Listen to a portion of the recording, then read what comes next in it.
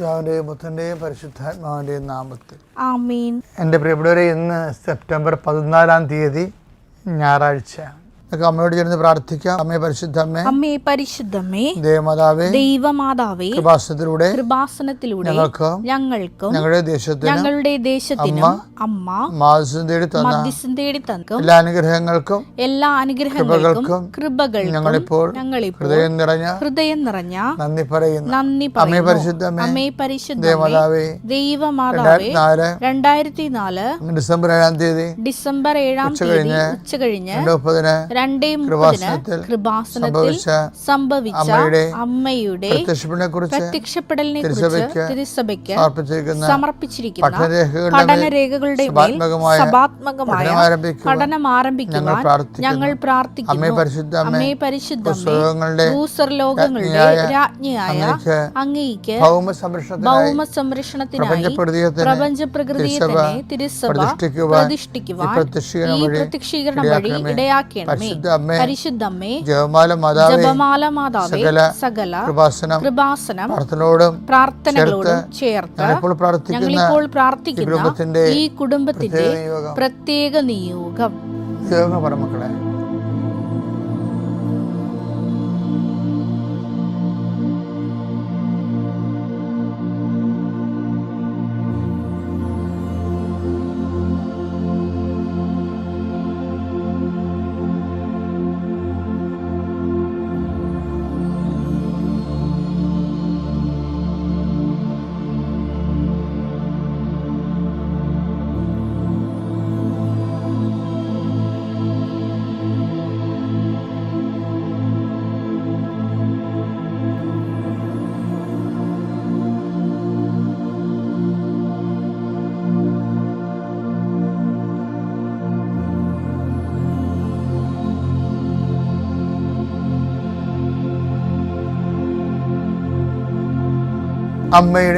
അമ്മയുടെ പ്രത്യക്ഷീകരണത്തിന്റെ ഈ അനുഗ്രഹവേളയിൽ ഞങ്ങൾക്ക് സാധിച്ചു തരുവാൻ കനിയണമേ.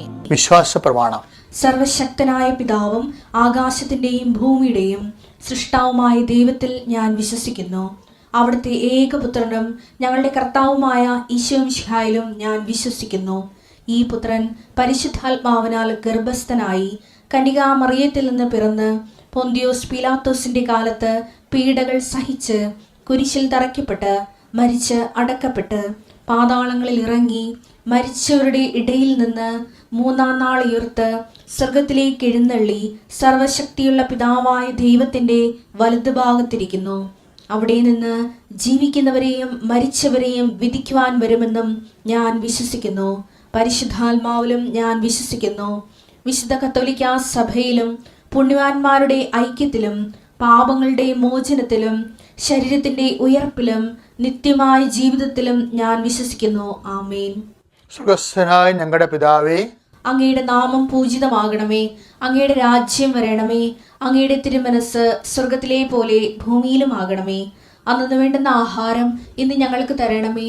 ഞങ്ങളോട് തെറ്റ് ചെയ്യുന്നവരോട് ഞങ്ങൾ ക്ഷമിക്കുന്നത് പോലെ ഞങ്ങളുടെ തെറ്റുകൾ ഞങ്ങളോടും ക്ഷമിക്കണമേ.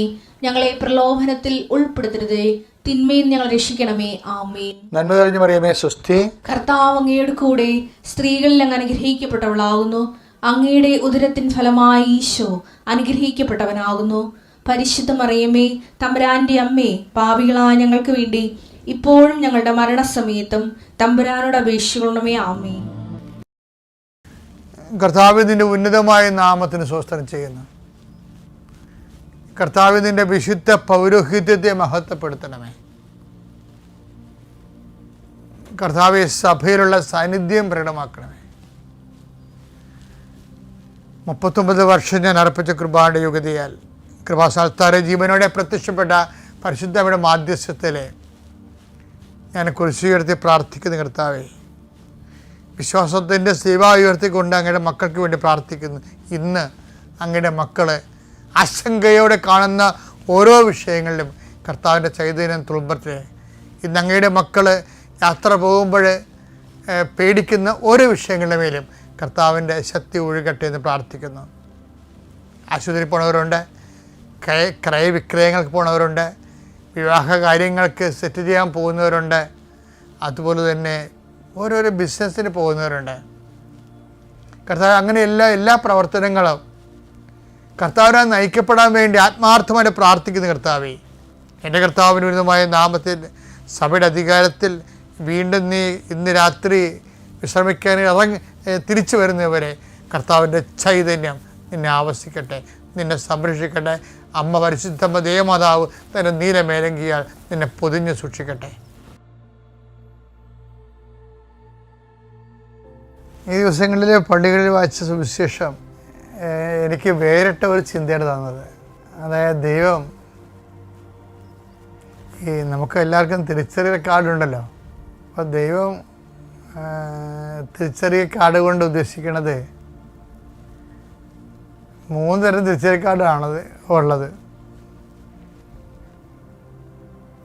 എന്നിട്ട് ഈശോ പറഞ്ഞത് ഫലത്തിൽ നിന്ന് വൃക്ഷത്തെ തിരിച്ചറിയാം. മത്തായി 12:33. ഒന്നുകിൽ വൃക്ഷം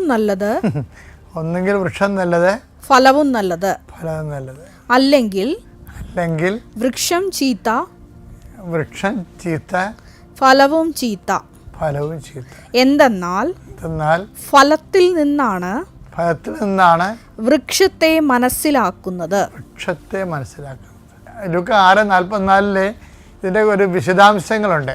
പറഞ്ഞ വായിച്ച് ഓരോ വൃക്ഷവും ഫലം കൊണ്ട് തിരിച്ചറിയപ്പെടുന്നു. മുൾച്ചെടിയിൽ നിന്ന് അത്തിപ്പഴമോ ഞെരിഞ്ഞിലിൽ നിന്ന് മുന്തിരിപ്പഴമോ ലഭിക്കുന്നില്ലല്ലോ. ഇവിടെ ഒരു കൺഫ്യൂഷൻ വരുന്നുണ്ട്. ആൾക്കാരുടെ സ്വഭാവത്തിൽ മിക്സഡ്. ചില കാര്യത്തിൽ നല്ലതായിരിക്കും, ചില കാര്യത്തിൽ മോശമായിരിക്കും. ഇപ്പം ചില ആൾക്കാർ നമ്മൾ ഇൻട്രൊഡ്യൂസ് പറയുമ്പോൾ നമ്മൾ പറയും നല്ല ഭൂതദയുള്ള ആളാണ്, വിനയമുള്ള ആളാണെന്നൊക്കെ പറയും, നമുക്ക് കൊണ്ടു നടക്കാമെന്നൊക്കെ പറയും. പക്ഷെ വേറൊരാൾ പറയും അവനെ അടുപ്പിക്കാൻ കൊള്ളാതെന്ന് പറയും. അപ്പോൾ നമ്മളിപ്പോൾ പ്രായോഗിക ജീവിതത്തിൽ എന്താ കാണുന്നത്? ഒരു വൃക്ഷത്തിൽ തന്നെ പലതരം പഴങ്ങളാണ്. വിഷപ്പഴങ്ങളും ഉണ്ട്, വിശപ്പിന് പറ്റിയ പഴങ്ങളും ഉണ്ട്. പക്ഷെ ഒരു കുഴപ്പമെന്ന് വെച്ച് കഴിഞ്ഞാൽ സുവിശേഷത്തിൻ്റെ ഒരു നിലപാടെന്ന് വെച്ചാൽ ഇങ്ങനെയുള്ള അഡ്ജസ്റ്റ്മെൻറ്റ്, പകുതി കൊള്ളാം പകുതി കൊള്ളത്തില്ല, അങ്ങനെ ഒരു സാധനം സുവിശേഷം അഡ്മിറ്റ് ചെയ്യണില്ല. നമ്മുടെ എല്ലാവരുടെയും ഒരു തെറ്റിദ്ധാരണ ഇതാണ്. അതുകൊണ്ടാണ് നിങ്ങളുടെ സംസാരം ഒന്നെങ്കിൽ യേസ് ആയിരിക്കണം അല്ലെങ്കിൽ നോ ആയിരിക്കണം എന്ന് ഈശോ പറയും. മത്തായി 5:37 നിങ്ങളുടെ വാക്ക് അതെ അതെ എന്നോ യെസ് അതെ അതെ എന്നോ അല്ല എന്നോ ആയിരിക്കട്ടെ. അല്ല എന്നോ ആയിരിക്കട്ടെ.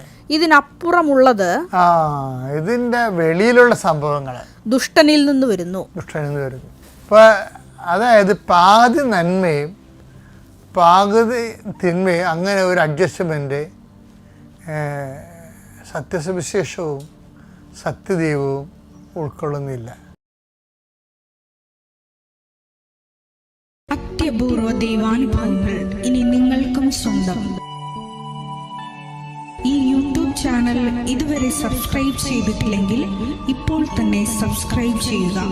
ഈ വീഡിയോ ഇപ്പോൾ തന്നെ നിങ്ങളുടെ സുഹൃത്തുക്കൾക്ക് ഷെയർ ചെയ്തുകൊണ്ട് കർത്താവിൻ്റെ പ്രേക്ഷിതരാകുക.